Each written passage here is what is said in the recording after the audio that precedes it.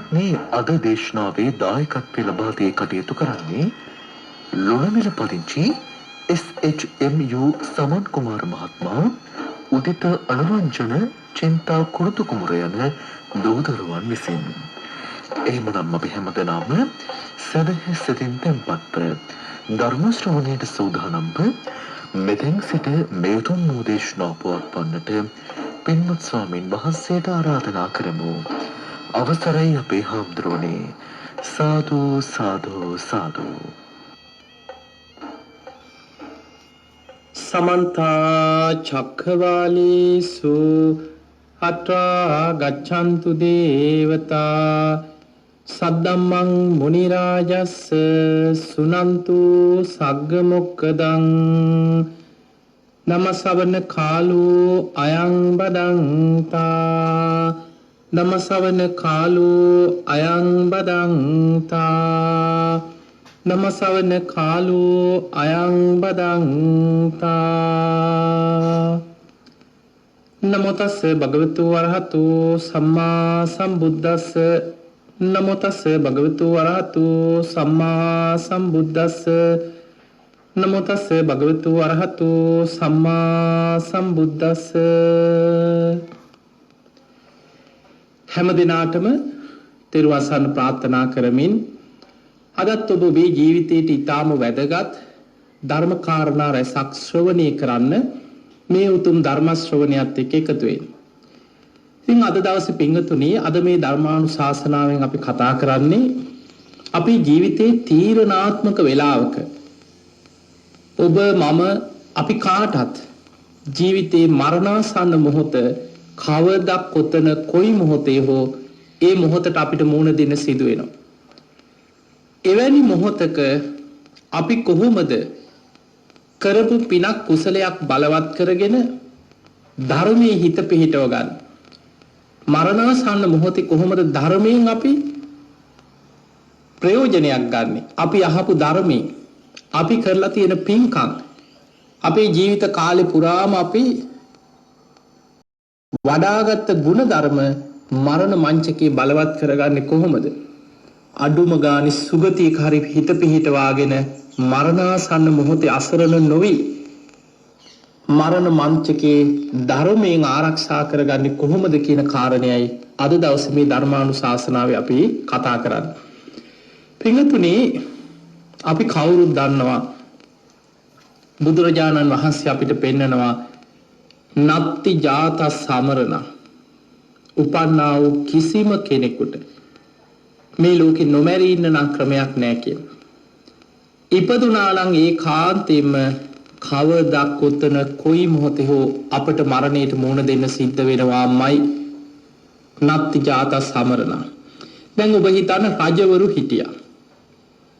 අද පොළොව හාරලවත් හොයන්න තියනවද? අපි දුටුගැමුණු රජුරුව ගැන කතා කරනවා. දුටුගැමුණු රජුරුවන්ගේ මාලිගාවක්වත් තිබ්බ තැනක්වත් අද පොළොව හාරලවත් තාම හොයාගන්න බැරි වුණා.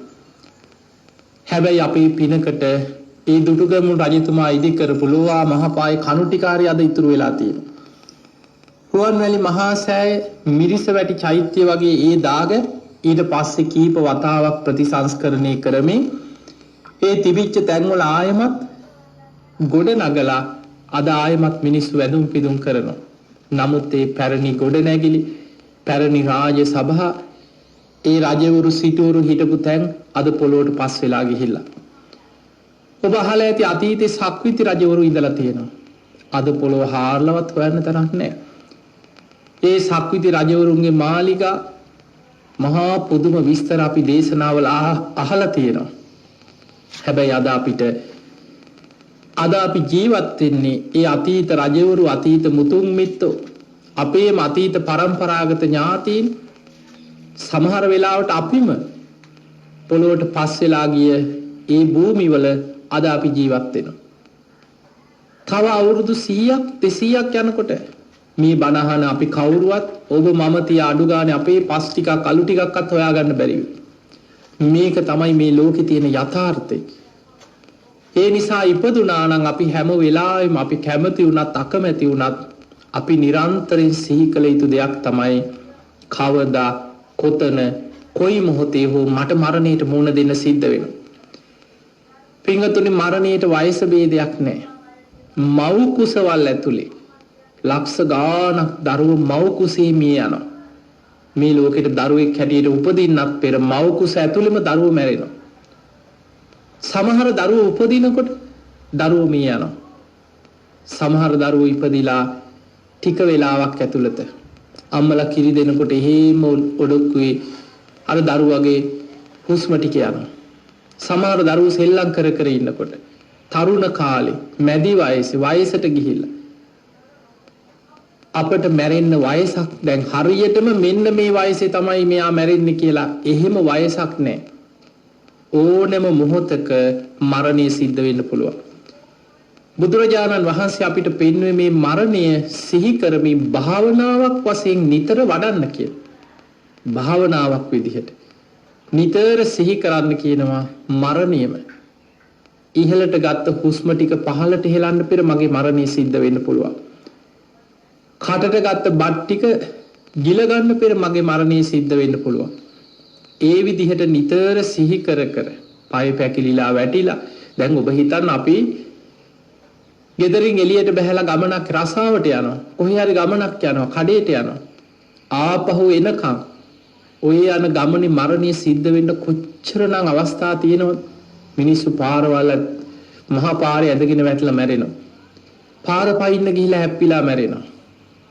පාරේ යනකොට ඉදිරියෙනුත් මරණය, පසුපසිනුත් මරණය.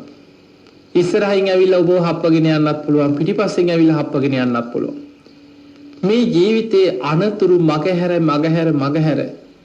අවුරුදු 60 70ක් අවුරුදු 50ක් 60ක් ජීවත් වෙනවා කියලා කියන්නේ මහා පුදුම ඒකත් ජයග්‍රහණයක්. අපේ ජීවිතවල කොච්චරනම් අපිට මරණය උරුම වෙච්ච ඒ අවස්ථා අපි මගහැර ආපු ගමනක්ද? ඒ නිසා මරණය ගැන නිතර හිතන්න කවදා කොතන කොයි මොහොතේ කුමන ආකාරයෙන් හෝ මගේ මරණය ඕනෑම තැනක සිද්ධ වෙන්න පුළුවන්. ඒක නිතර සිහි කරමින් අප්‍රමාදීව ධර්මයේ දියුණු කරන්න මහන්සි ගන්න. පින්වතුනි මරණ සතිය කියන්නේ මැරෙනවා වැඩක් නෑ මේ මොනවද කරලා වැඩක් නෑ මැරෙනවා කියලා එහෙම හිතන එකක් නෙමෙයි. සමහරු මරණය ගැන හිතපු ගමන් ඒ වචනේ කියනකොටම ඔළුවේ මවා ගන්න වැරදි චිත්‍රයක්. ওই මරණය ගැන ඕක කතා කරන්න හොඳ නෑ. ඒක නෙගටිව්, මේක ඍණාත්මක චින්තනේ. අන්නේ විදිහට මිනිස්සු මේ මරණය ගැන කතා කිරීම බොහොම අසුභවාදී කතා නොකළ යුතු දෙයක් හැටියට හිතනවා. දැන් අපි හිතමු අපි මරණය ගැන කතා කරන්නෙම නෑ. ඒත් මැරෙනවද නැද්ද? අපි කතා කළත් නොකළත් මැරෙනවා. එහෙමනම් අපි මරණය ගැන සිහි කරලා ඒ මරණාසන්න මොහොතේ අසරණ නොවන විදිහට අපි ගුණධර්ම වඩා ගන්නවා නම්, අපි ධර්මයේ දියුණු කරනවා නම්, අපි අප්‍රමාදීව කුසල් රැස් කරනවා නම් එහෙනම් අපි මරණ මංචකයේ අසරණ වෙන්නේ නැහැ. අපි මරණ මංචකයේ ගැන සිහි කරලා සැලසුම් සහගතව ජීවිතේ ඒ මොහොතට මුහුණ දෙන්න ඕනේ ආකාරයට අපි ශක්තිමත් වෙලා ඉන්නේ. අපි සද්ධාවෙන් ශක්තිමත් වෙලා, සීලාදී ගුණධර්ම තුලින් අපි ශක්තිමත් වෙලා, දහම් දැනුමින් අපි ශක්තිමත් වෙලා, අපි පින් දහම් කරලා කරපු පින්කම් සිහි කර ඒ පින බලවත් කරගෙන පිනෙන් අපි ශක්තිමත් වෙලා, අපි ධර්මයේ මෙනෙහි කරලා ලෝක ස්වභාවය සිහි කරලා මේ සියලු සංස්කාරයන් අනිත්‍යයි නේද කියලා අනිත්‍ය ගැන මෙනෙහි කරලා ඇති කරගත් අවබෝධ ඥාණයෙන් අපි ශක්තිමත් වෙච්ච පිරිසක් නම් අපි මරණ මංචකයේ අසරණ වෙන්නේ. පින්වතුනි මරණ මංචකයේ අසරණ වෙන්නෙම අවිද්‍යාවෙන් වැහිච්ච තණ්හාවෙන් බැඳී ගිය මේ ලෝක ස්වභාවය ගැන දැනුමක් වැටහීමක් නැති තණ්හාවෙන් බැඳිච්ච කෙනා. අම්මෝ මම මේක දාලා යන්නේ කොහොමද? මට නම් මේවා දාලා යන්න බෑ කියලා මේ පංචකාමයන් හිතෙන් අල්ල ගන්නවා. හිතෙන් අල්ලගත්තට ඒවැ ස්වභාවය ඒවත් නැති වෙලා යනවා. අපි කැමති විදිහට පවත්වන්න පුළුවන් දෙයක් නෙමෙයි අනාත්මයි කියන්නේ ඒකයි. ආත්මයි කියලා කියන්නේ තමාගේ වසඟේ පවත්වන්න පුළුවන් දෙයක් තියෙනවා නම් අපි ඒකට කියනවා ආත්මයි. මගේ දේවල් මෙසේ වේවා මෙසේ නොවේවා කියලා මට ඕන විදිහට පවත්වන්න පුළුවන් නම් අන්න එතන ආත්ම දෘෂ්ටියක්, ආත්ම සංඥාවක්, ආත්මයක් තියෙනවා. හැබැයි බුදුරජාණන් වහන්සේ අපිට පෙන්වුවේ සබ්බේ සංඛාරා අනිච්ඡාති. සියලු සංස්කාරයන් අනිත්‍යයි. සබ්බේ සංඛාරා දුක්ඛාති. මේ සියලුම සංස්කාරයන් දුකයි. සබ්බේ ධම්මා අනාත්තාති. මේ සියලු ධර්මයන් අනාත්මයි. එහෙමනම් මේ හැම දෙයක්ම අනාත්මයි. මම මගේ ආත්මය කියලා මට ඕන විදිහට පවත්වන්න බෑ. අපි හිතනවා අනේ මගේ දෙමව්පිය මාව අතහැරලා යන්න එපා. මගේ දරුවෝ මගේ ඇස් ඉදිරි පිට මේ විදිහට අවසන් ගමන් යන්න නම් ඒ අයට නම් සිද්ධ වෙන්න එපා. මගේ ප්‍රියයන් මගෙන් වෙන් කරන්න එපා. මේ අප්‍රියයන් එක්ක නම් මේ වගේ මිනිස්සු එක්ක නම් ජීවිතේ එකතු වෙන්න සිද්ධ වෙන්න එපා. ලෙඩ වෙන්න එපා. වයසට යන්න එපා. ඔහොම හිතනවා. ඒ අපේ පැතුමක්. හැබැයි යම් පිච්ඡන් ලැබෙති තම්පි දුක්ඛ. අපි යමක් කැමතිද ඒ කැමති දේ අපිට ඕන විදිහට සිද්ධ වෙන්නේ නැහැ. කැමති දේ නොලැබීමේ දුකත් ආර්ය සත්‍යයක්. ඒක දුක්ඛාරය සත්‍යයට අයිති දෙයක්. ඒ නිසා පින්වතුනි දුක කියන්නේ මොකක්ද කියලා හරියට තේරුම් ගත්ත කෙනෙක් බුදුරජාණන් වහන්සේ වදාළ චතුරාර්ය සත්‍ය ධර්මයේ තුල දුක්ඛාරය සත්‍ය ඔබ පැහැදිලි කරගෙන වටහාගෙන හරියට නිර්වෘල් දැනුමක් ඇතිව දුක ගැන අවබෝධ කරගත්ත වටහාගත්ත කෙනෙක් නම් අන්න ඔබ දන්නවා ජීවිතේ මරණ මංචකයට සැලසුම් කරගන්නේ කොහොමද? මරණාසන්න මොහොතේ අසරණ නොවෙන්න නම් අපි මොන වගේ ගුණ ධර්මද වඩා ගන්න ඕනේ? පින්වතුනි බණ ඇහුවා කියලාම බොහෝ දෙනෙකුට ගුණ ධර්ම වැඩෙන්නේ නැහැ. ඒකට හේතුව බණ අහනකොට අපි තුල ඇති කරගත යුතු කරුණු තියෙනවා. සමහරු බණ අහනවා හරියට වාජනයක් මුණින් නවලා උඩින් වතුර වැක්කිරුවා වගේ. දැන් ඔබ හිතන්න මුට්ටියක් කලයක් මොකක් හරි වාජනයක් තියෙනවා. මේ වාජනේ මුණින් හරවලා තියෙනවා. උඩින් වතුර වක් කරනවා. අර ටික ඔක්කොම ගලාගෙන පිටතට යනවා. ඒ වගේ සමහර වාඩි වෙලා බණ ඇහුවට අහපු ධර්මයේ විමසන්නේ නැත්නම් යෝනිසෝ මනසිකාරය යෙදෙන්නේ නැත්නම් තමන්ගේ ජීවිතය තුළින් ධර්මයේ ගලපලා තමන් තුළින් මෙනෙහි කරලා වටහා ගන්න උත්සාහ කරන්නේ නැත්නම් ඒක හරියට වාජනයක් මුණින් නවල වතුර වැක්කිරුවා වගේ. සමහරු අහපු බණ ටික වාඩි වෙලා නැගිටිනකොට අර ඔඩොක්කුවේ තිබ්බ දෙයක් බිමට අතහැරියා වගේ. නැගිටිනකොට ඔඩොක්කුවේ යමක් තියාගෙන ඉඳලා නැගිට්ටහම අර ටික බිම වැටෙනවා. අන්න ඒ වගේ සමහරු බණ ඇහුවට ප්‍රායෝගික ජීවිතයේ ධර්මයේ එකතු වෙලා නැත්නම් ඒ කෙනාට මරණාසන්න මොහොතේ ධර්මයේ සිහි කරගෙන ධර්මයෙන් ප්‍රයෝජනයක් ප්‍රතිඵලයක් ගන්නවා කියන එක ලේසි දෙයක් නෙමෙයි. අපි දන්නවා සමහර අය අපේ ආච්චිලා සීයලා අපේ අම්මලා තාත්තලා අපේ ඉතිහාසයේ අපි බොහෝ චරිත දිහා ඔබ මේ බණ අහන අතරතුර ඔබ නුවණින් විමසලා බලන්න. ඔවුන්ගේ ජීවිත ගත වෙන ආකාරය, ඔවුන්ගේ සිතුම් පැතුම්. හැබැයි ඒ අය පුංචි කාලේ ඉඳන් ඇහුවොත් කියයි පොඩි කාලේ ඉඳන් අපි පන්සල් ගියා. අපි පොයට සිල් ගත්තා. අවුරුදු 40ක් තිස්සේ 50ක් තිස්සේ ආච්චි අම්මලාගේ අම්මලා ඉඳන් අපි පොඩි කාලේ ඉඳන් සිල් ගන්න එක්කන් ගියා. අපි හැම පොයේටම සිල් ගත්තා කිය කලාතුරකින් උනක් අසනීපයක් හැදිලා ලෙඩක් වෙච්ච දවසක බැරි වුණොත් මිසක් අපේ ජීවිතේ අපි මෙච්චර කාල සිල් ගත්තා. බණ ඇහුවා, පින්කම් කරා. කටින පින්කම් කරා, බෝධි පූජා තිබ්බා. එතකොට මේ වගේ කරපු පින් ටිකකුත් තියෙනවා. හැබැයි බොහෝ දෙනෙකුට ලෙඩක් හැදුනහම ඕක අමතක නා. අපි හිතමු කාට හරි ලෙඩක් හැදෙනවා. මේ කොච්චර පින් කරත් ලෙඩ හැදෙනවා, පින් නොකරත් ලෙඩ හැදෙනවා. අපි කවුරුත් දරාගෙන ඉන්නේ ලෙඩ වෙන ශරීරයක්. දැන් බුදුරජාණන් වහන්සේ ලෙඩ වුණා නම් අය අපි ලෙඩ වෙන හැටි අහන දෙයක් ඈ. සාරා සංකීය කල්පලක්ෂයක් පාරමී පුරලා අවුරුදු 6කට ආසන්න කාලයක් දුෂ්කර ක්‍රියා කළ මේ තුන් ලෝකෙම පහළ වෙච්ච පින්වන්තම කෙනා. ඒ නිසා අපි උන්වහන්සේට කියන භගවා භාග්‍යවන්තම කෙනා, පින්වන්තම කෙනා. හැබැයි උන්වහන්සේත් ලෙඩ වුණා. බුදුරජාණන් වහන්සේත් වයසට ගියා. උන්වහන්සේටත් කර්මජ රෝග හැටියට කොන්දේ අමාරුවක් තිබ්බා කියනවා.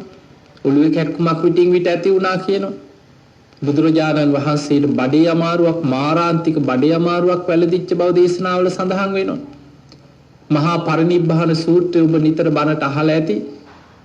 බුදුරජාණන් වහන්සේ පිරිනිවන් පාන්න යන ගමනේ උන්වහන්සේට ලේත් සමග බඩේලිය ගියා. ඒ අර බඩේ අමාරුව වැඩි වෙලා උස්සන්න වෙලා බඩේලිය යනවා ලේ යන්නේ. දැන් හිතන්න බුදුරජාණන් වහන්සේත් ගිලන් වුණා, ලෙඩ වුණා. උන්වහන්සේත් වයසට ගියා. බුදුරජාණන් වහන්සේ ආනන්ද හාමුදුරට බුදු මුවින්ම දේශනා කරන ආනන්ද දැන් මේ ශරීරේ හරියට ජග්ගර සකටන් දිරාගිය කරත්තයක් වගේ. දිරාපු කරත්තයක් බොහොම අමාරුවෙන් පාරේ පිළිසකර කරලා ඇදගෙන යන්නේ යම්සේද. දැන් මේ ශරීරය පවත්වගෙන යන්නේ ඒ විදිහට තමයි කියන තථාගතයන් වහන්සේ. එහෙමනම් අපිට පේනවා උන්වහන්සේට ලෙඩ වුණා. බුදුරජාණන් වහන්සේත් වයසට ගියා. එහෙමනම් ඔබ මම අපි කවුරුත් වයසට යනවා, ලෙඩ වෙනවා. උපන්නා වූ සෑම සත්වයකටම මේ ධර්මතාවය පොදුයි. මිනිසෙක් වේවා, සතෙක් වේවා, දෙවියෙක් බ්‍රහ්මයෙක් වේවා, දෙවියොත් වයසට යනවා. ධර්මයේ සඳහන් වෙනවා දෙවියන්ගේ ජරාවටපත් වීම කියන්නේ මේ මිනිස්යන්ගේ ශරීර වලට වඩා වෙනස්. හැබැයි දෙවියන්ගේ ශරීර සියුම් ශරීර ඕපපාතිකව පහළ වෙන දිව්‍යමය ශරීර. ඒ දෙවියන්ගේ ජරාවටපත් වීම කියලා කියන්නේ දෙවියන්ගේ අර දීප්තිමත් දිව්‍ය ශරීර දුර්වර්ණ වෙලා යනවා. දෙවියන් පැලඳගෙන ඉන්න මල් මාලා පර වෙන්න පටන් ගන්නවා. ඒ අයගේ දිව්‍ය ශරීර වලින් දහඩිය වැగిරෙන්න පටන් ගන්නවා. විමානවල සිත්තලවන්න නැතුව යනවා. මෙන්න මේ වගේ සලකුණු ලකුණු පහළ වෙනකොට අන්න අනිත් දෙවිවරු දැනගන්නවා දැන් මෙයාගේ ආයුෂ ඉවරයි, දැන් මෙයා චුත වෙන්න ආසන්න වෙන්නේ, මේ ජරාවටපත් වෙනවා, දැන් මෙයා දිව්‍ය ලෝකෙන් චුත වෙන්න යන්නේ කියන ලකුණු ඒ වගේ පහළ වෙනවා. එහෙමනම් අපිට පේනවා මනුස් කවුද ඉපදුනේ? උපන්නා වූ සෑම සත්වයක්ම නප්ති ජාත සමරණ නොමැරී ඉන්න ක්‍රමයක් ලෝකේ නැහැ. එහෙමනම් පින්වතුනි මේ ධර්මතාවයේ තුල අපි කොහොමද මරණාසන්න මොහොතක අපේ ජීවිතයක් ධර්මයේ තුලින් සැලසුම් කරගන්නේ? මේක ඊටාම වැදගත් දෙයක්. බුදුරජාණන් දැන් අපි හිතමු මෙහෙම.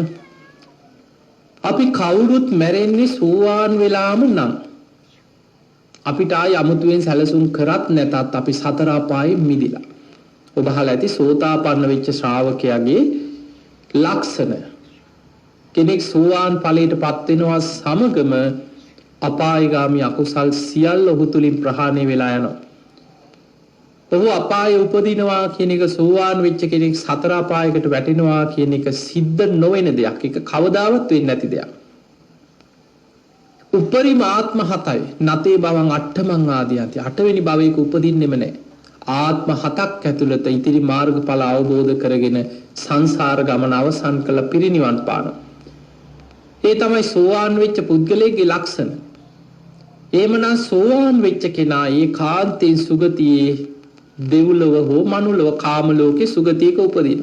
බොහෝ දුරට දිව්‍ය ලෝකවල තමයි උපදින්නේ.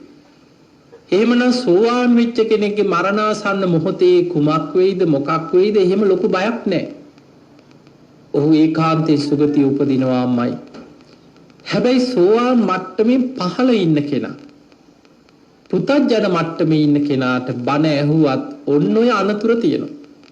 එයා බණ අහනවා, සීල් ගන්නවා, පින්කම් කරනවා, භාවනාත් කරනවා. ටික ටික මේ ගුණධර්ම වඩ아가ගෙන යනවා. එයා සෝවාන් මාර්ගේ වඩ아가ගෙන යන්නේ මේ. එයාගෙන් ඇහුවොත් ඇයි ඔයා සීල් ගන්නෙ? ඇයි ඔයා මෙච්චර මේ බණ අහන්නේ? ඇයි මේ දම් පින්කම් කරන්නේ? ඇයි ඔයා භාවනා කරන්නේ? මොකටද මෙච්චර දහම් දැනුමක් ඇති කරගන්න ඔයා උත්සාහ කරන්නේ? එතකොට බොහෝ දෙනෙක් කියනවා අනේ කොහොම හරි සෝවාන්වත් වෙන්න ඕනේ. මේ ජීවිතය අවසන් වෙන්න කලින් අනේ සෝවාන්වත් වෙන්න තියෙනවා නම් එහෙම පැතුමක්, ඒ වගේ අපේක්ෂාවක් බොහෝ දෙනෙක්ගේ හිතේ තියෙනවා. හැබැයි අපේක්ෂාව තිබුණට අපි කැමති විදියට අපිට ඕන විදිහට ධර්ම අවබෝධය ලැබෙන්නේ නැහැ. ඒ ධර්මය අවබෝධ වෙන්නේ හේතුවක ඵලයක් හැටියට. ඒ හේතුව අපි තුල වැඩිලා නම් සීල සමාධි ප්‍රඥා අපි වඩනවා නම් අන්නේ මාර්ගයේ වඩනකොට ධර්ම අවබෝධය ලැබෙනවා. ඒක හේතුවක ඵලයක්. හේතුඵල ධර්මතාවයක් තියෙන. අපි දුක අවබෝධ කරන්නේ යම් ප්‍රමාණයකටද ඒ ප්‍රමාණයටම තණ්හාව ප්‍රහාණය වෙනවා, නිවන සාක්ෂාත් වෙනවා. සීල සමාධි ප්‍රඥා වශයෙන් ඒ ප්‍රමාණයට මාර්ගය අපි තුල වැඩෙනවා. ඒ නිසා මේක අපි විසින් කරග බුදුරජාණන් වහන්සේ පෙන්වන තුම්හි කිච්ඡං ආතප්ප මහණෙනි ඔබමයි මේ දේ කරගත යුත්තේ. අක්ඛාතාරෝ තථාගතා බුදුරජාණන් වහන්සේලා කරන්නේ මඟ පෙන්නනවා, පාර පෙන්නනවා, මඟ කියලා දෙනවා විතරයි. මේ ධර්මය අවබෝධ කරගත යුත්තේ තමා විසින්මයි. බලෙන් කාවත් මෙන්න ඔයා සෝවාන් වෙන්න, ඔන්න ඔයාට සෝවාන් ඵලෙ එහෙම දෙන්න පුළුවන් කමක් නැහැ. ඔයා සකදාගාමී වෙන්න කැමතිද? ඔන්න ඔයාව මං සකදාගාමී කරා කියලා එහෙම දෙන්න පුළුවන් කමක් නැහැ. එහෙම පුළුවන් නම් මාර්ගඵල බුදුරජාණන් වහන්සේ මේ උන්වහන්සේනේ මහා කාරුණික. බුදුරජාණන් වහන්සේ තමයි මහා කාරුණික. මේ ලෝක සත්‍යයන් ගැන උන්වහන්සේගේ හදවතේ තමයි මහා කරුණාව පැන නැග්ගේ. ඒ නිසා මේ බුද්ධ දේශනාවේ පරිබාහිරව මේ බුදුරජාණන් වහන්සේගේ ත්‍රිපිටක ධර්මයෙන් පරිබාහිරව කෙටි ක්‍රම නිවන් දකින්න සරල ක්‍රම හොයන්න යනවා කියන්නේ අපි අමාරු වැටෙන තැන. බුදුරජාණන් වහන්සේ මහා කාරුණිකයි. අපිට ඉක්මනින් කෙටියෙන් ලේසියෙන් නිවන් දකින්න තව ක්‍රමයක් තියෙනවා නම් ඒක බුදුරජාණන් වහන්සේ කාන්තෙන් අපිට දේශනා කරනවා. පින්වතුනි, අද මේ ධර්මානුශාසනාවේ අපි විශේෂයෙන් පෙන්නලා දෙන්නේ ඔබට මේ මරණාසන්න මොහොතක අපි ඒ මොහොතේ කොහොමද අපි කරපු පිනක් කුසලයක් සිහි කරගන්න. මම ඔබට උදාහරණයක් කියන්න. දුටුගැමුණු රජුරෝ ගැන. ඔබ දන්නවා දුටුගැමුණු රජතුමා රුවන්වැලි මහා සෑය හැදුවා. මහා පින්කම. අද තුන් ලෝකෙම තියෙන පූජනීයම වැඩිම ධාතුන් වහන්සේලා ප්‍රමාණයක් වැඩ ඉන්න උත්තම සෑය රුවන්වැලි මහා සෑය. ඊළඟට යුද්ධය අවසන් කරලා දුටුගැමුණු රජතුමා මිරිසවැටි මහා සෑය හැදුවා. ජයකොන්තේ යුද පෙරමුණේ ඉදිරියෙන් අරගෙන ගියේ සර්වඥ ධාතුන් වහන්සේලා තැන්පත් කරපු ජයකොන්තේ. මේ ජයකොන්තේ නිදන් කරලා මිරිසවැටි මහා සෑය හැදුවා. සාල පින. ඊළඟට යුද්ධය අවසන් වෙච්ච ගමන් දුටුගැමුණු රජතුමා මහරහතන් වහන්සේලා සංඝයා කැඳවලා උන්වහන්සේලාට කියනවා ස්වාමීනි ඔබ වහන්සේලා මේ අවුරුදු ගාණක් පුරා මේ යුද්ධයෙන් බොහෝ පීඩා වින්දා. ඔබ වහන්සේලාට හරියට විනය කර්ම, පෝය කර්ම, ඒ ශාසනික වත්පිළිවෙත් පුරා ගන්න සමහර වෙලාවට මේ යුදමේ කාලේ මග හැරෙන්නේ නැති. ඒ ඔබ වහන්සේලාට මම ඒ විනය කර්ම, පෝය කර්ම, ශාසනික කටයුතු වෙනුවෙන් දිව්‍ය මාලිගාවක් වගේ පෝයගයක් මං කරලා දෙනවා. ස්වාමීනි ඒකට දෙව්ලොවින්ම මට ලස්සන සැලැස්මක් ඔබ වහන්සේලා කැමති විදිහට මට පෙන්වන්න කිය. මට ගෙනහලා ඉදිරිපත් කරන්න. ඒ විදිහට මං දක්ෂ වඩු යොදවලා ඔබ වහන්සේලාට පෝයගයක්, උපෝසථාගාරයක් කරලා පූජා කරනවා. ඊරිදි බල සම්පන්න රහතන් වහන්සේලා සාකච්ඡා කළ උන්වහන්සේලාට නම දෙව්ලොවට වැඩම කරා. තවතිසා දිව්‍ය ලෝකේ බිහිරණී කියන දිව්‍යාංගනාවට පහළ වෙච්ච ලස්සන දිව්‍ය විමානයක් තිබුණා. නව මහල් දිව්‍ය ප්‍රාසාදයක්. මෙන්න මේ ප්‍රාසාදේ සැලැස්ම මහරහතන් වහන්සේ නමක් සැලසුම් කරගෙන ඒක සටහන් කරගෙන සිතුවම් කරගෙන ඇවිල්ලා රජතුමාට දුන්න. රජතුමනි මේ දෙව්ලොව බිහිරණී කියන දිව්‍යාංගනාවට පහළ වෙලා තියෙන දිව්‍ය විමානයේ සැලැස්ම. මේ වගේ සැලැස්මකින් පුළුවන් ප්‍රමාණයට මනුලොව අපි වඩුවන් ධම්මලා දක්ෂ ශිල්පීන් ලවා මේ හැඩයෙන් යුක්ත උපෝසථාගාරය සංඝයාට කරලා පූජා කරන්න පුළුවන් නම් හොඳයි කියෝ. දුටුගැමුණු රජතුමා දක්ෂම නිර්මාණ ශිල්පීන් කැඳවලා ඉක්මනින්ම නව මහල් ප්‍රාසාදයක් හැටියට ලෝවා මහපාය කරවලා සංඝයාට පෝය කරන්න උපෝසථාගාරයක් හැටියට පූජා කරා. දැන් මේවා කොච්චර මහා පින්කම්ද කියලා හිතා. ඊළඟට දන් දුන්නා. මහා පින්කම් කරා. සංඝයාට උදව් උපකාර කරා. හැබැයි දැන් මේ පින්කම් කරගෙන මේ විදිහට ආවට ඊට කලින් දුටුගැමුණු රජතුමාගේ චරිතය යම් යම් තද ලක්ෂණ, බොහොම හිතුවක්කාර ලක්ෂණ, තමන්ගේ පිය රජුරවන්ට පවා එකඟ නොවෙච්ච ඔබ අහලා ඇති දුටුගැමුණු කුමාරයා තමන්ගේ පිය රජුරවන්ටත් කාන්තා ඇඳුම් යවලා තමයි පැනලා ගිහිල්ලා හැංගිලත් හිටිය කාලය. යුද්ධ කරන්නේ නැති නිසා. එතකොට මිනිස්සු කිව්වේ මෙයා දුෂ්ටගාමිනී, මෙයා බොහොම දුෂ්ටයි, මෙයා බොහොම හිතුවක්කාරයි, දෙමව්පියන්ටවත් කීකරු නැති කෙනෙක්. දෙමව්පියන්වත් අතහැරලා කාවන්තිස්ස රජුරුවන්ගේ මරණයටවත් ආවේ නැහැ. ඔහොම තමයි මිනිස්සු කිව්වේ. ඒ කාලේ මේ හැංගිලා හිටිය බයට. එතකොට අවසානයේ රජකම වෙනුවෙන් තමන්ගේ සහෝදරයත් එක්ක යුද්ධත් කරා. සද්ධාතිස්ස රජුරෝ දුටුගැමුණු කුමාරයා දෙන්න යුද්ධ කරගත්තා. රජකම වෙනුවෙන් කීප වතාවක්. ඒ දෙන්නගේ යුද්ධවලට මැදි වෙලත් මිනිස්සු මැරුම් කෑවා.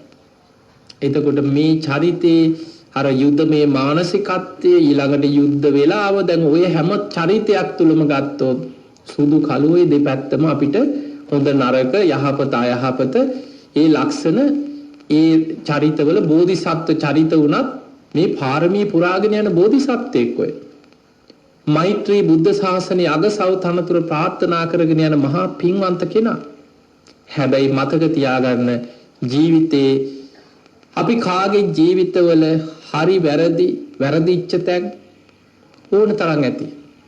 ඒ සියල්ල ඒවා හිතා මම මෙහෙම පව්කම් කරා අයියෝ මම මෙහෙම පව්කම් කරා ඒ කාලේ නොදන්න කාලේ මෙහෙම පව් වැඩ කරා ඕවා හිත ඉන්නේ මේ බුද්ධ ශාසනයේ දියුණුව කරා යන ශ්‍රාවකයා සබ්බ පාපස්සකරණ සියලු පාපි අකුසල් වලින් වළකිනවා.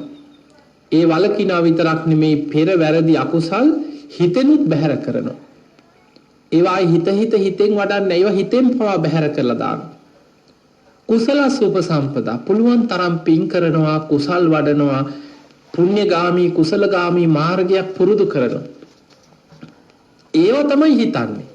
මම මෙහෙම පින් කරා මම මේ වගේ පින් කරා මගේ ජීවිතේ මම මෙහෙම පින් කරගත්තා. ඒ පින හිතන්න පින බලවත් වෙනවා. පින බොහෝම බලවත් වෙනවා පින හිතන්න. සචිත්ත පරියෝදපන තමන්ගේ හිත දමනය කරගන්න. අර අකුසල් වලට බලවත් වෙන්න ඉඩ නොදී කුසල් බලවත් කරමින් හිත දමනය කරනවා. ඒක භාවනාවෙනුත් කරනවා. සමත විදර්ශනා භාවනා වලින් හිත දමනය කිරීම ඉහළින්ම කරගන්න පුළුවන්. ඒ තම් බුද්ධානුශාසන මේක තමයි බුදුරජාණන් වහන්සේලා අපිට පෙන්වන අනුශාසනා. එතකොට අපි දුටුගැමුණු රජුරුව ගැන කතා කරේ ওই රජතුමා ওই මහා පින්කම් කරාට රුවන්වැලි මහා සෑය අවසාන කාලේ වෙනකොට අන්තිම තාම හදලා ඉවර කරන්න හම්බුනේත් නැහැ. හතරස් කොටුවේ වැඩ අවසන් වුණා පමණයි රජුරුව ලෙඩ ඇඳට වැටුණා. මරණාසන්න වුණා. රජුරුව සදාකාලික ඉන්න රජෙක් නෙමෙයි. දුටුගැමුණු රජුරුව වුණත් මොන රජුරුව වුණත් ඉපදුනා නම් ලෙඩ වෙනවා වයසට යනවා කවදා කොතන කොයි මොහොතේ හෝ මරණයට මුහුණ දෙන්න සිද්ධ වෙනවා. රුවන්වැලි සෑය හැදුවත් මොනතරම් චෛත්‍ය හැදුවත් ඒ රජුරවන්ටත් ලෝක ධර්මතාවයේ උරුමයි. රාජකීය වෛද්‍යවරු ගෙන්නලා ප්‍රතිකාර කෙරෙව්වා. හැබැයි වෛද්‍යවරු කිව්වා රජතුමාගේ තත්ත්වය දවසින් දවස හොඳ අතට නෙමෙයි හැරෙන්නේ. රජුරවන්ට අවසාන මොහොත මේ රජුරුවන්ගේ ළඟ වෙන්න ඉක්මනට දිගා මඬුල්ලේ හිටපු තිස්ස කුමාරයා අනුරාධපුරයට කැඳවලා රජකම දුන්නා. දුටුගැමුණු රජුරුවෝ ඇඳේ ඉඳගෙන කියනවා මලනුවනේ මගේ අන්තිම හුස්ම ටික යන්න කලින් මේ රුවන්වැලි මහා සෑය වැඩ අවසන් කළා නේ මට පේන්න සලස්සපන් මල්ලියේ කියෝ. සද්ධාතිස්ස රජතුමා ඉක්මනින් මහා සෑය වැඩ කෙරෙව්වා. අවසාන ටික දැනගත්ත රාජකීය වෛද්‍යවරුන්ගේ උපදෙස් අනුව තව නම් දවස් කීපයක් දුටුගැමුණු රජුරුවෝ ජීවත් වෙන එකක් නැහැ. ඒ නිසා අන්තිම වෙලාවේ කොත් කැරැල්ල මේ හරිය මේ කොත මුදු කොතනට යනකම් කොත් කැරැල්ල ලී දඬු තියලා වටේට බැඳලා සුදු රෙදි ඔතලා අන්තිම ටික රෙදි වලින් ඔතලා මවල හැදුවා. ඉවරයි වගේ දැන් පල්ලෙහෙන් බලනකොට ඉවරයි වගේ පේනවා. මහා සෑය. හැබැයි උඩ තාම කොත් කැරැල්ලේ වැඩ අවසන් නැහැ. මේ විදිහට වැඩ ටික ඉවරයි වගේ සම්පූර්ණයෙන්ම මේ ටික හදලා ගිහින් කිව්වා අයියන්ඩිය මහා සෑය වැඩ අවසන් කරා. අනේ මා උස්සගෙන ඵලයල්ලා කිව්වා ඉක්මනට මහා සෑය බලන්න මට මළුවට උස්සන් යන්න කියලා. අමාත්‍යවරු එක්ක ඇද පිටින්ම උස්සගෙන දුටුගැමුණු රජුරුවන්ව මළුවට මහා සෑය මළුවට එක් කරගෙන ආවා. ඈතට සුදුවට මහා සෑය පේනවා සාදුකාර දීදී සතුටෙන් වන්දනා කරා. මළුවට උස්සන් ආවට පස්සේ කිව්වා අනේ මා උස්සගෙන ප්‍රදක්ෂිනා කරවපල්ලා කිය මේ මහා සෑය වටේට මා උස්සගෙන යන්න. බුදු ගුණ කියා මහා සෑය දිහා බලාගෙන පුදුම සතුටකින් තමන් කරපු පින් අනුමෝදන් වුණා. ඔය අතරේ අමාත්‍යවරයෙකුට මතක් වුණා රජුරුවන්ගේ පින් පොත. මාලිගාවේදී දිනපතා නිතර සිදු කරපු පින්කම් පොතක ලියලියා තිබ්බා. ඔහු දුවගෙන ගිහිල්ලා පින් පොතත් අරගෙන ආවා. දැන් රජුරවන්ට හොඳටම අමාරුයි. මළුවේ කෙළවරකින් මාව තියන්න කිව්ව ඇඳ පිටින්. එක පැත්තකට හැරෙනකොට ඈතින් පේනවා ලෝවා මහපාය සංඝයා වෙනුවෙන් හදලා පූජා කරපු උපෝසථාගාරේ සාදුකාර දීලා ඒ දිහාට වන්දනා කරා.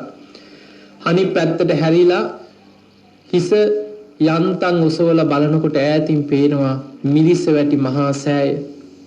ජයකොන්ත නිදන් කරලා හදපු ඒ චෛත්‍ය සාදුකාර දීලා වන්දනා කරා. රුවන්වැලි මහා සෑය දිහා බලාගෙන වැඳගත්තා. අර අමාත්‍යවරයා ළඟ ඉඳගෙන දුටුගැමු රජුරෝ කරපු පින්කම් රජතුමාට මතකද රජුරෝ මෙහෙම පින් කරා? රජුරවට මතකේ රජතුමා මෙහෙම පින්කම් කරා? රජතුමා මේ වගේ පින් කරා නේද කියලා අර කරපු පින්කම් එක පින් පොත පෙරල සිහි කරනවා. රජුරෝ සාදුකාර දීදී අර පින් සිහි කරනවා. ඔහොම පින් පොත කියවනකොට මහරහතන් වහන්සේලාට දෙවියන් දැනුම් දුන්නා රජතුමාගේ මරණාසන්න මොහොත. බොහෝ රහතන් වහන්සේලා භාවනාවෙන් මේක දැක්කා. ඒ රහතන් වහන්සේලා අහසින්ම මළුවට වැඩම කරා. බොහෝ රහතන් වහන්සේලා අහසින් මළුවට වැඩියා. ඒ අතර තේරපුත්තාභි මහරහතන් වහන්සේ අර යුද පෙරමුණේ දා දසමහා යෝධයෝ අතර ඉඳලා පස්සේ පැවිදි වෙලා රහත් වුණා. උන්වහන්සේ සංඝ පිරිස පිරිවරාගෙන වැඩියා. මේ රහතන් වහන්සේලා පිරිත් කියනවා. ඒ පිරිත් කියද්දී රජතුමා වැදගෙන පිරිත් අහනවා කරපු පින් පොතේ පින්කම් සිහි කරනවා. රජුරවන්ට අහසේ පේනවා දිව්‍ය රත 6ක්. අහසේ ලස්සන දෙවිවරු දිව්‍ය රත වලින් ඇවිල්ලා දිව්‍ය මල් මාලා පැලඳගත් දෙවිවරු දිව්‍ය රතවල ඉඳන් අහසේ ඉඳන් රජුරවන්ට අඬ ගහනවා රජතුමා අපේ දිව්‍ය ලෝකෙට එන්න. රජතුමා අපි ළඟට එන්න අපේ දිව්‍ය ලෝකෙට යන්න. ඊළඟ දිව්‍ය රතේ ඉන්න දෙවිවරු කියන නෑ රජුරු අපේ දිව්‍ය ලෝකෙට යන්න. ඒ දිව්‍ය ලෝකවලට දෙවිවරු රජුරුවන්ව එක්කන් යන්න අඬ ගහනවා. ඔය වෙලාවේ දැන් රහතන් වහන්සේලා පිරිත් කියන අතරේ දුටුගැමු රජුරුව අර දෙවියන්ට අතින් සංඥාවක් කරා. පොඩ්ඩක් කොහොම ඉන්න මම මේ පිරිත් අහනවා කරදර කරන්න එපා කිව්වා. මේ වටපිටාවේ හිටපු අනිත් අය මිනිස්සු රාජකීය සේවකයෝ රජුරෝ දිහා බලන් හිටපු අයට හිතුණා මේ අතින් මොනවද මේ පිරිත් කියනකොට මේ අතින් කියන්නේ පිරිත් කියන්න එපා කියලාද මේ අතපය හොල්ලන්නේ. අනේ රජතුමා මෙච්චර පින් කරපු රජුරෝ මරණ මංචකේ සිහිමුලා වුණාදී කියලා සමහර අයට එහෙම හිතුණා. තේරපුත්තාභි මහරහතන් වහන්සේ දැක්කා රජුරෝ වටේ ඉන්න රාජකීය පිරිස සමහර අය රජුරුවන්ව සැක කරා. මරණ මංචකේ සිහිමුලා වුණා නේද කියලා වැරදි අදහසක් ඇති වුණා. මෙතනම මේකේ සත්‍ය හෙළි කළ යුතුයි කියලා උන්වහන්සේ මල් මාලා 6ක් ඉල්ලගෙන අදිෂ්ඨාන කරලා දුටුගැමු රජුරුවන්ට අතගස්සලා මේ මල් මාලා 6 අහසට විසි කරන්න කිව්වා. උන්වහන්සේ අදිෂ්ඨාන කරා අර අහසේ දිව්‍ය රත 6ේම මල් මාලා 6 අහසට පැන නැගලා වෙනම අහසේ දැවටේවා කියලා. අර මල් අහසට වීසි කරනකොට මල් මාලාවම අහසට පැන නැග්ගා. දිව්‍ය රතවල දැවටුණා. දැන් මිනිස්සුන්ට අහස දිහා බලනකොට දෙවියන් පේන්නෙත් නෑ, දිව්‍ය රත පේන්නෙත් නෑ. හැබැයි අහසේ එල්ලිලා තියෙන මල් මාලා පේනවා. මල් මාලා 6ක් අහසේ එල්ලිලා තියෙනවා වැටෙන්නේ නැතුව. අන්න මිනිස්සු දැනගත්තා සැක දුරු වුණා. මිනිස්සු සාදුකාර දෙන්න පටන් ගත්තා. අපේ රජුරු හරි පින්වන්තයි.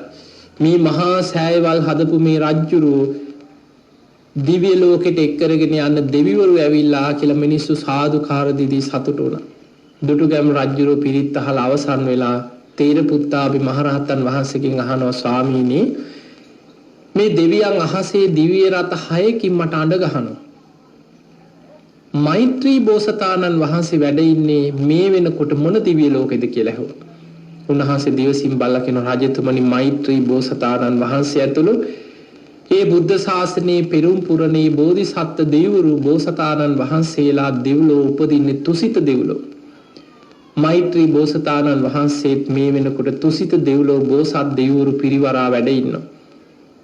දුටුගැමුණු රජතුමා ඒ වෙලාවේ සාදුකාර දීලා හිත පිහිටවා ගත්ත. මමත් ඒ මෛත්‍රී බෝසතාණන් වහන්සේ වැඩ ඉන්න තුසිත දිව්‍ය තලයේම උපදිනවා කියලා හිත පිහිටවා ගත්තා. එහෙම මහා සෑය දිහා බලාගෙන සතුටින් අන්තිම හුස්ම පොද වාතලයට මුසු වෙලා ගියා. දෙව්ලොව නින්දෙන් පිවිදියා වගේ තව්තිසා දෙව්ලොවින් ආපු දිව්‍ය රතේ දිව්‍ය ස්වරූපයෙන් පහළ වුණා දෙවි කෙනෙක් හැටියට. කය තියෙනවා මළුවේ හුස්ම ගිය මුත ශරීරේ. හැබැයි දුටුගැමුණු රජතුමා දිව්‍ය ස්වරූපයෙන් ඒ මොහොතේම අර දිව්‍ය රතේ පහළ වෙලා. අපේ ඉතිහාස පොත්වල සඳහන් වෙනවා දුටුගැමුණු දෙවියන් දිව්‍ය ස්වරූපයෙන් පෙනී හිටියා කියලා අහසේ. පෙනී ඉඳලා සද්ධාතිස්ස රජතුමාට කියනවා මලනුවණි මම කරපු පින්කම් වල විපාක බලව නුඹත් අප්‍රමාදීව පින් දහම් කුසල් දහම් සිදු කරමින් ශාසනික දියුණුව වෙනුවෙන් කටයුතු කරන්න. මේ පූජනීය මහා සංඝරත්නයේ උපදෙස් පිළි අරගෙන කටයුතු කළා නුඹත් දෙව්ලොවටම තුසිත දෙව්ලොවටම එන්න කියලා මහා සෑය ප්‍රදක්ෂිනා කරමින් වන්දනා කරලා දුටුගැමුණු රජතුමා නොපෙනී ගියා කියලා සඳහන් වෙනවා. එතකොට ඔය අපේ ඉතිහාසයේ දුටුගැමුණු රජුරුව ගැන සඳහන් වෙන සිදුවීම්. එතකොට ඔය වගේ සිදුවීම් මේ අපේ ඉතිහාසයේ විතරක් නෙමෙයි බුදුහාමුදුරුවන්ගේ කාලේ දේශනාවලක් තියෙනවා. සවැත් නුවර හිටියා ධම්මික කියලා සිටුවරේ බොහොම ධනවත් සිටුවරේ.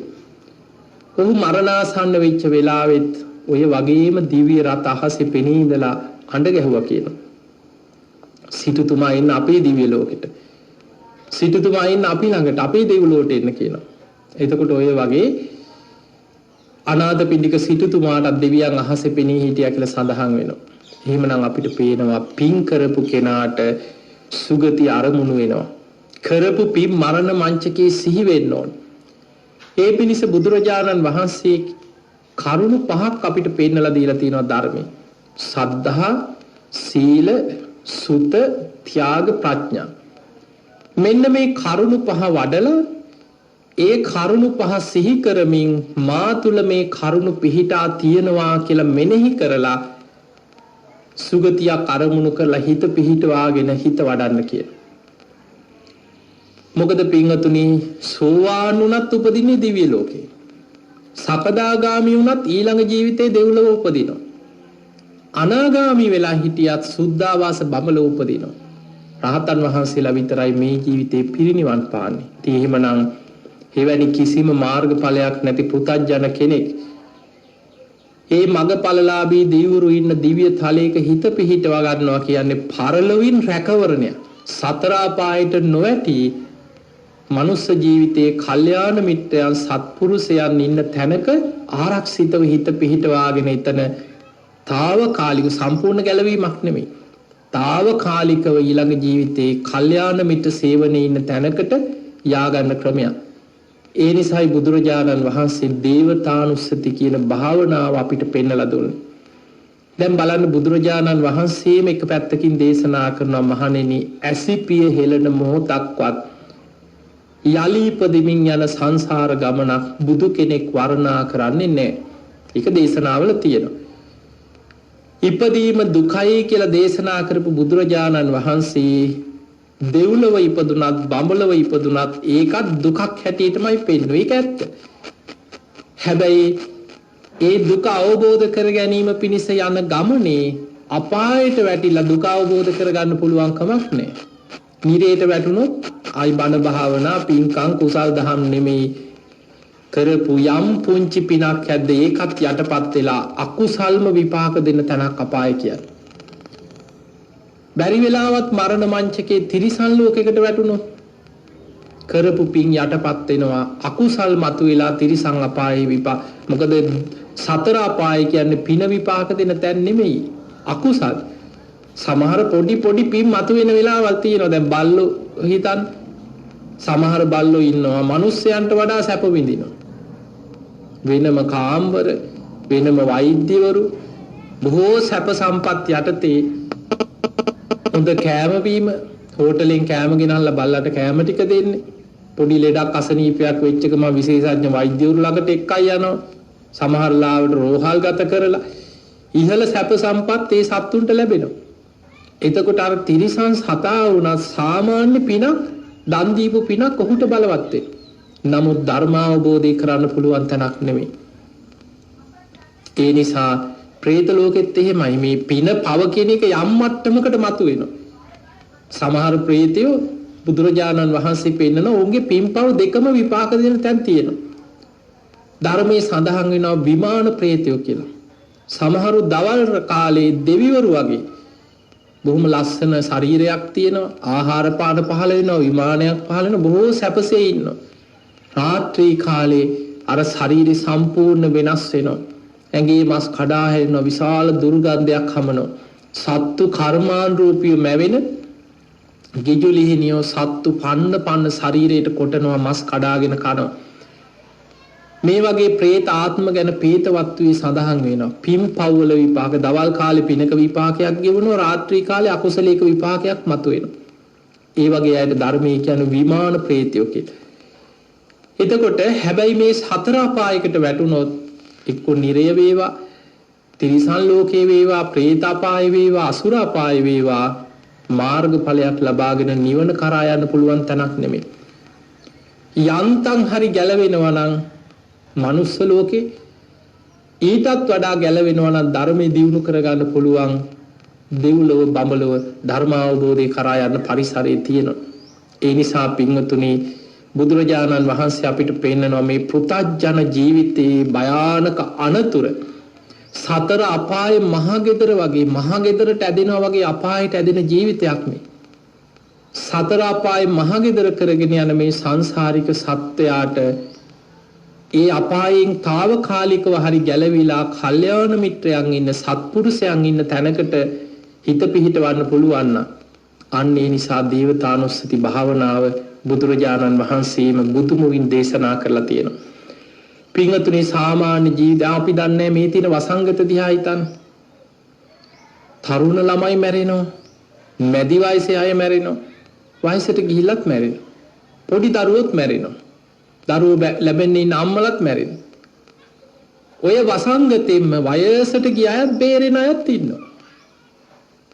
සමහරව හිතනවා යානම් ඉතින් ගොඩේන එකක් නෑ කියලා හිතපු අය ඉන්නවා. බලපුවාම ඇඟේ තියෙන ලෙඩ රෝග ඔක්කොම තියෙනවා. හැබැයි මේ වසංගතෙත් හැදිලා ඒ ලෙඩෙත් දවස් ගාණක් ඉඳලා ආපහු හොඳ වෙලා ගෙදර එන අයත් ඉන්නවා. එතකොට අපේ ජීවිත අපි කාටවත් කවදා කොතන කොයි මොහොතේ සමහරලාට වසංගතින් නොවුනත් වෙන ලෙඩකින් මැරෙන්න පුළුවන්. අපි දන්නේ නැහැ ඇඟ ඇතුලේ හොඳ කරගන්න බැරි වෙන රෝගයක් තියෙන්නත් පුළුවන්.